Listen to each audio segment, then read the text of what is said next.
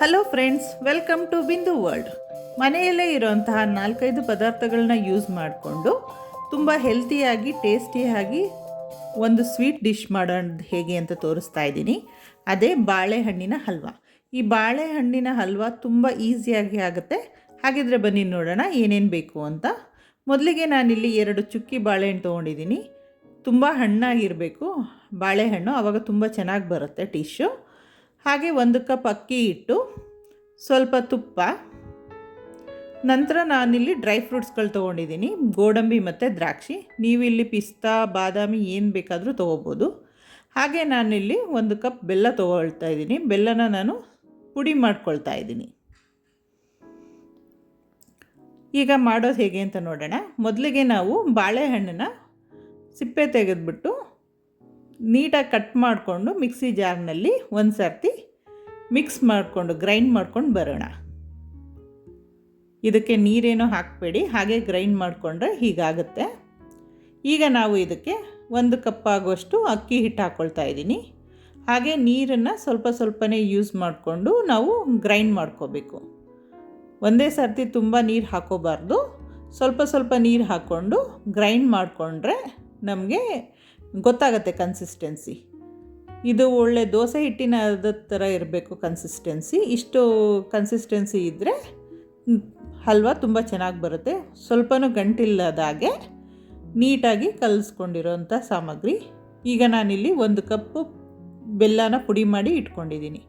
ಇಷ್ಟೇ, ಕೇವಲ 4-5 ಪದಾರ್ಥ ಯೂಸ್ ಮಾಡಿಕೊಂಡು ಈ ಬಾಳೆಹಣ್ಣಿನ ಹಲ್ವ ಮಾಡ್ಬೋದು.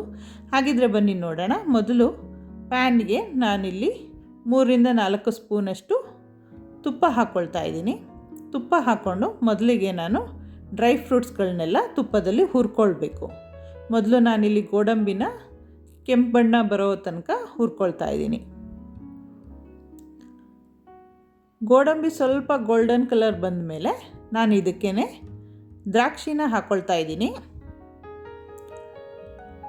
ಎರಡೂ ನೀಟಾಗಿ ಫ್ರೈ ಮಾಡ್ಕೊಂಡ್ಮೇಲೆ ಇದನ್ನು ನಾವು ಒಂದು ಪ್ಲೇಟಿಗೆ ಟ್ರಾನ್ಸ್ಫರ್ ಮಾಡ್ಕೊಳ್ಳೋಣ. ಇದನ್ನು ಲಾಸ್ಟಲ್ಲಿ ಹಾಕ್ಕೊಳ್ಳೋದ್ರಿಂದ ಸೆಪ್ರೇಟಾಗಿ ಎತ್ತಿಟ್ಕೊಳ್ಳೋಣ. ಮತ್ತು ಈ ಟೈಮ್ನಲ್ಲಿ ನೀವು ಬೇರೆ ಡ್ರೈ ಫ್ರೂಟ್ಸ್ ಬಾದಾಮಿನೂ ಸಹ ಯೂಸ್ ಮಾಡ್ಬೋದು. ನಾನಿಲ್ಲಿ ಬರೀ ಗೋಡಂಬಿ ಮತ್ತು ದ್ರಾಕ್ಷಿನ ಮಾತ್ರ ಯೂಸ್ ಮಾಡ್ತಾಯಿದ್ದೀನಿ. ಈಗ ಅದೇ ಪ್ಯಾನಿಗೆ ನಾವು ಬೆಲ್ಲ ಹಾಕ್ಕೊಳ್ಳೋಣ. ಬೆಲ್ಲ ಹಾಕ್ಕೊಂಡು ಸ್ವಲ್ಪ ನೀರು ಹಾಕ್ಕೊಂಡು ಬೆಲ್ಲ ಕರಗೋ ತನಕ ಫ್ರೈ ಮಾಡ್ಕೊಳ್ಳೋಣ. ಇಲ್ಲಿ ನಮಗೆ ಬೆಲ್ಲ ಪಾಕ ಬರೋ ತನಕ ಏನು ವೆಯ್ಟ್ ಮಾಡೋದು ಬೇಡ. ಬೆಲ್ಲ ಕರಗಿದ್ರೆ ಸಾಕು, ನಮಗೆ ಈ ಕನ್ಸಿಸ್ಟೆನ್ಸಿ ಬರುತ್ತೆ. ಇಷ್ಟು ಬಂದ ಮೇಲೆ ನಾವು ರುಬ್ಕೊಂಡಿರೋಂತಹ ಪೇಸ್ಟನ್ನ ಹಾಕೋಬೇಕಾಗತ್ತೆ.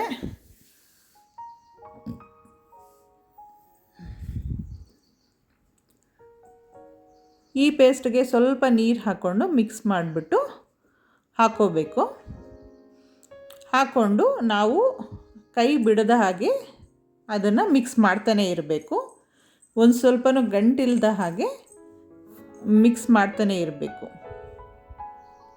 ಇದನ್ನು ನಾವು ಎಷ್ಟು ನೀಟಾಗಿ ಮಿಕ್ಸ್ ಮಾಡ್ತೀವಿ ಅಷ್ಟು ಚೆನ್ನಾಗಿ ಹಲ್ವಾ ಬರುತ್ತೆ, ಸ್ಮೂತಾಗಿ ಬರುತ್ತೆ.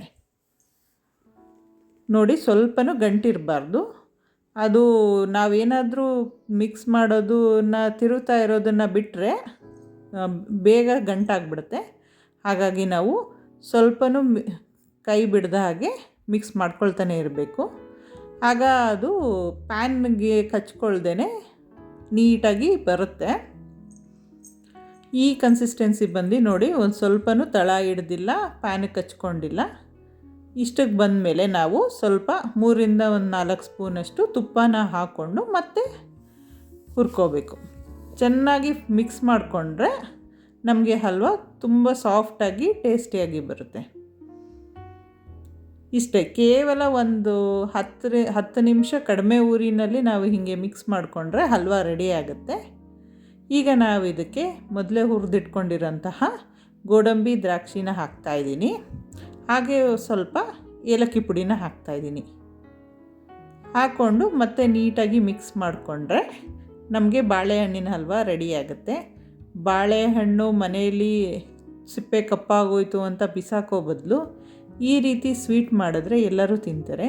ನೋಡಿ ಅದು ಗಮ್ಮಂತ ಬೆಂದಿರುತ್ತೆ. ಅದು ಗಮ್ಮಂತ ವಾಸನೆ ಬಂದ ಮೇಲೆ ನಾವು ಬಾಳೆಹಣ್ಣಿನ ಹಲ್ವ ರೆಡಿಯಾಗಿದೆ ಅಂತ ನೋಡ್ಬೋದು. ಈಗ ನಾನು ಇದನ್ನು ಒಂದು ಬೌಲ್ಗೆ ಟ್ರಾನ್ಸ್ಫರ್ ಮಾಡ್ಕೊಳ್ತಾ ಇದ್ದೀನಿ. ನೋಡಿ, ಕೇವಲ ಒಂದು 10ರಿಂದ 15 ನಿಮಿಷದಲ್ಲಿ ಬಾಳೆಹಣ್ಣಿನ ಹಲ್ವ ರೆಡಿಯಾಗಿರುತ್ತೆ. ತುಂಬ ಹೆಲ್ತಿಯಾಗೂ ಇರುತ್ತೆ. ನಾವಿಲ್ಲಿ ಬೆಲ್ಲ ಯೂಸ್ ಮಾಡಿರೋದ್ರಿಂದ, ಹಾಗೆ ಏನು ಬೇರೆ ಪದಾರ್ಥಗಳನ್ನ ಏನು ಯೂಸ್ ಮಾಡ್ದೇ ಈಸಿಯಾಗಿ 4ರಿಂದ 5 ಐಟಮ್ ಯೂಸ್ ಮಾಡಿಕೊಂಡು ನಮ್ಮ ಬಾಳೆಹಣ್ಣಿನ ಹಲ್ವ ರೆಡಿಯಾಗಿದೆ. ನೀವು ಸಹ ಈ ಬಾಳೆಹಣ್ಣಿನ ಹಲ್ವನ ಟ್ರೈ ಮಾಡಿ ಹೇಗಿತ್ತು ಅಂತ ಕಾಮೆಂಟ್ ಮಾಡಿ ತಿಳಿಸಿ. ನಾನು ಮಾಡಿರೋ ವಿಡಿಯೋ ನಿಮಗೆ ತುಂಬ ಇಷ್ಟ ಆಗಿದ್ದರೆ ಲೈಕ್ ಮಾಡಿ, ಶೇರ್ ಮಾಡಿ, ಹಾಗೆ ಈ ಬಾಳೆಹಣ್ಣಿನ ಹಲ್ವನ ಟ್ರೈ ಮಾಡಿ, ಹಾಗೆ ಸಬ್ಸ್ಕ್ರೈಬ್ ಆಗಿ ನನ್ನ ಚಾನಲ್ಗೆ. Thank you for watching.